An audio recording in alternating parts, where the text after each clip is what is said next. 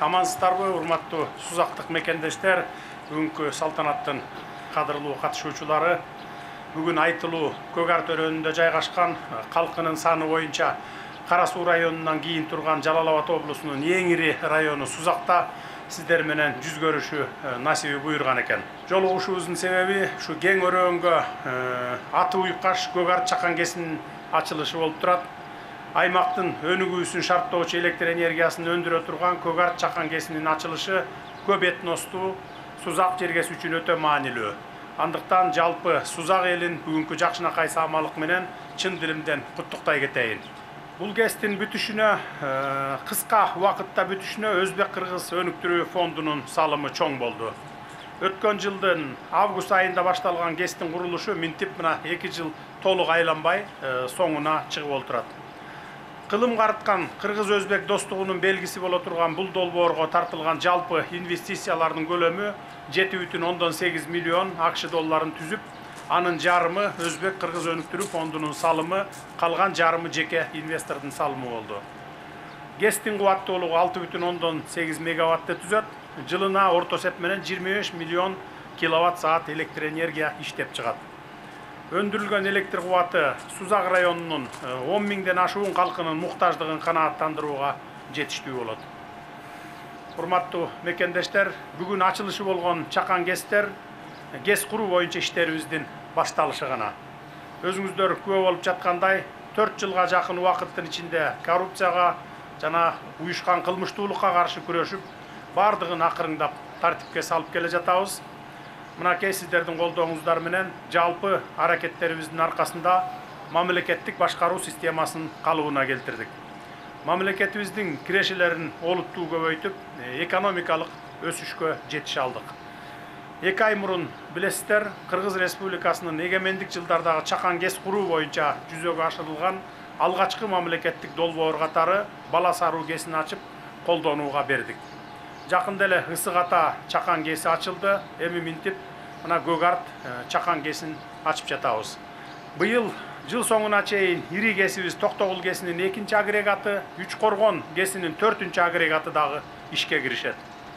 Көк Ар чакан ГЭСи сыяктуу Исфайран 1, Белес, Авлетим, Лейлек, Курак Тектир, Адын Үңкүр, Буйга, Кожо Кайыр, Кара Жыгач, Ленин Пол жана Аманат ГЭСтери ишке кирүү алдында турат. Кудай буйрса, аларды да жакын арада ишке киргизебиз.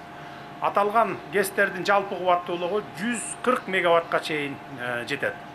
Ал эми кылым курулушу атыккан Камбар-Ата 1 ГЭСинин курулушу башталганын өзүңүздөр билесиздер.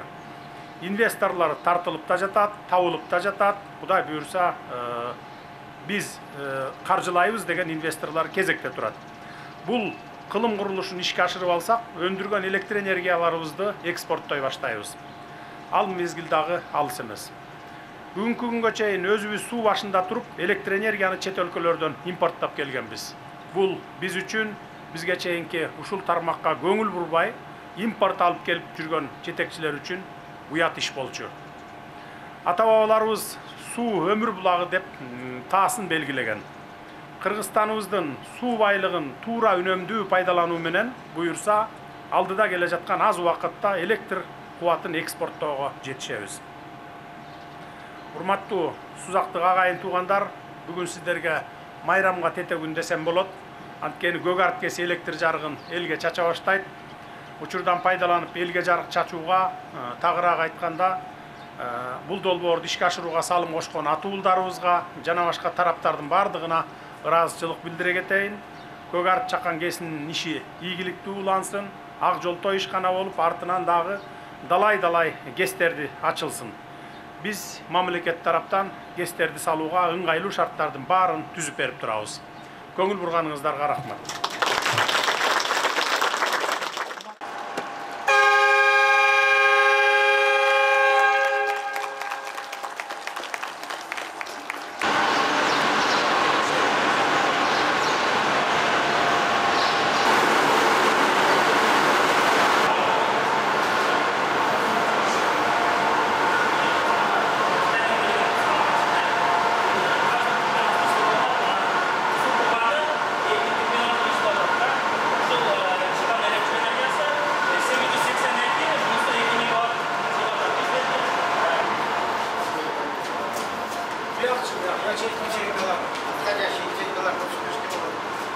çıktan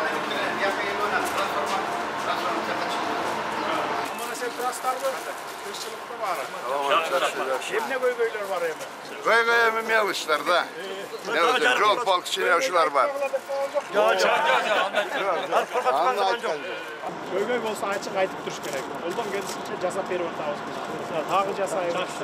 Алдыга жыла беребиz. Эми мына 2 жыл 3 жылдан бeri баштап алган кестерибиз бар 60га жакын. Дагы көбөйүп атат, уламдан улам жаңы башталып атат. Только ушуларды ачуу менен алдыда келе жаткан 3 жылда 200 мегаватт дагы дополнительно кошуп алабыз. Камбарата бирди уже баштап алды. 1,5 жыл 2 жылдан бeri башталган. Азыр даярдык иштери жүрүп атат. Тынымсыз жүрүп атат. Кудай буйрса, ушу келе жаткан жылы 25-жылы платинаны уже баштайбыз. Bir 7-8 yılga sozulur, andan keyin уже elektroenergiyani eksportlay başlayız. Biz importlayız. Bugünkü günge çeyin 3,5 milyar kilowatt saat elektroenergiya alabız koşunalardan. Satıp alabız Kızıldayakça'nı. 3 somdan satıp alıp жүргөн biz burada. 3 somdan satıp alıp жүрgөн biz, ayelge olsa 70 tiyinden beri atkamız. Hazır 1 som 10 tiyin bolup kaldı da. Ayırmasın hökümet төлөп беребиz biz. Төлөp берип атабыз, дотация кылып атабыз. Ошо камбар атабыз бирибиз бүтсө, biz anda уже Pakistan'a hazır kasa min menen liniya barıp kaldı уже Afganistan, Pakistan. Andan sırtkar Kıtaydağı biz gelecekte sizlerden elektroenergiya satıp alabız dep, jaşıl elektroenergiya dep. Biz jalan gidrogez, gün şamaldanга ötüp atabız da. Hazır 500-cü liniyany tartkanга уже tender jarıyaladыңар. Balıkçı arkылуу ötkөрөs, alıp ketesiңер деп атабыз. Bizge özümüzge da balıkçıga da jetkizip alalım dep, leptit sottuk.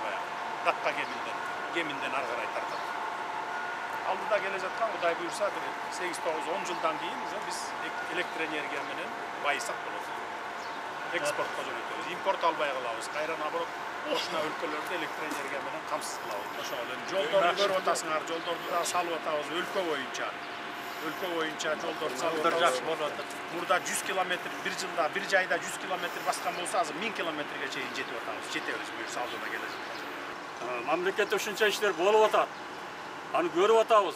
Мисалы үчүн сиз кылган иштердин бардыгын айтсам мен 1 саат айтып берем.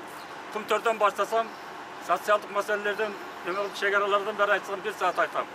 Мисалы үчүн да теледен көрүп атабыз бардыгын. Анан кийин калгандарын өзүбүз да жасашыбыз керек. Туура. Кудайга шүгүр мына кесибиз курулуп атат. Жаллабатыбыз өзгөрдү. Ашча жаллабат жөнүндө айткыбыз да келбей калды. Теледен тартып турат экен дагы жаллабатка тартып атат экен деген сөздөр да болду. Эми баягы атайлап ушундай бир кычып, анан элди экиге бөлгүсү келген адамдар. Мисалы мына Таласта деле ушундай иштер жүрүп атат. Талас шаарынын жолдору болуп атат. Токмок менен немеде башталды Кара-Балтада. Нарын бүттү. Ушундай жалалабаттай эле болуп бүттү. Эмнеге аны көрбөйт? 95% элсиздик болду. Siz оппозиция попозицияда bu vakti getirmeyin, yerimizi koratmamız. Anı men başından ele getirgen emesmin bu vakti. Yaşınıqa gelip, yaşınıqa olup, egemendүүлük әрбірімізге керек. Аны көздің қарагендей сақташ үшін әрбіріміз іш қылышымыз керек. Başından ele men көңілі бұрбай, аяққа уақытымды қоротпой, только экономика менен эле алдыға кетіп баратабыз. Негативный маселелер болса, жаңа интернетте кішен шығып сөйлеп қоясыз, ошантип сөйлеп қояң. Эми алардан уақытыңызды толық келешек үшін жұмшай берің. Әрбір сөзіңіз демейш. Мына демилгени баштап койдуңуз эле кандай иштер болуп атат республикада? Рахмат, мен сөзүмдү. Тыныштык эле болуп турса, стабилдүүлүк болуп турса эле бардыгы болот. Мына азыр темир жолубузду баштайбыз. Темир жолда биз мына Союз мезгилинде Союз менен жашап көп билинген эмес. Союздан бөлүнүп чыккандан кийин биз тупик мамлекетте калганыбызды эч жак менен баягы темир жолубузда, автожолубузда Казакстан, Россия аркылуу дүйнөгө чыгат экенибиз билинди. Эми азыр бул жолду салып алсак, биз дүйнөгө эшигибиз ачылат. Мына ошондо биз толук көз карандысыз мамлекетпиз деп айта алсак болот. Бул жолду эле бир 4-5 жылдын ар жак бер жагы бүтүрөбүз. Кийин ички жолубузду алып келтабыз. Азыр бир 30-40 километрге жакындап калдык, Кочкорго жакындап калдык. Кара кечи аркылуу Макмалга алып келип кошобуздагы ички темир жолубуздагы биригет түндүк түштүк менен. Альтернативный жолубузду эмдиги жыл ачабыз, билесиңер. Бул ушул жылдын аягы же аркы жылдын ошо ортосуна чейин. Каналыбыз курулуп, анан бир аз кичине жери калып кетти эле. Сал жамыр, жаан-чачын көп болгондо эмен жээк туруп атат да, Эрадин каналыбыз бар. 4.000-5.000 гектар сууга жерибиз. Ушул жерден суунун бир аз буруп, баягы дамбаны bitirip berseniz diye. Damba bitse su problemi olmay kalabı. Damba bitse. Damba bitiriş gerek. Doğru. Sen izcayet ettirip magan katmayan gel, men tıyını öldüreyim, jasat etmem. Özgöçeyi bitirip bersen. İşte iyi ki жазда проблема oldu.